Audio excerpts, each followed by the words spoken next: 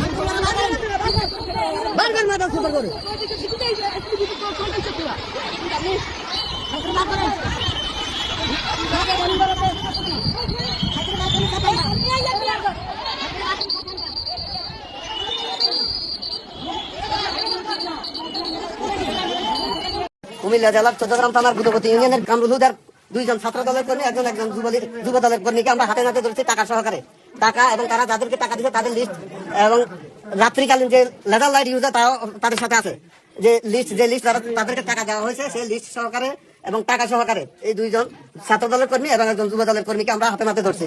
এটা নির্বাচন কমিশনের আচরণ বিধি লঙ্ঘন হয়েছে। আমরা প্রশাসনের এদের বিরুদ্ধে প্রশাসনের আইনানুগ ব্যবস্থা কামনা করি।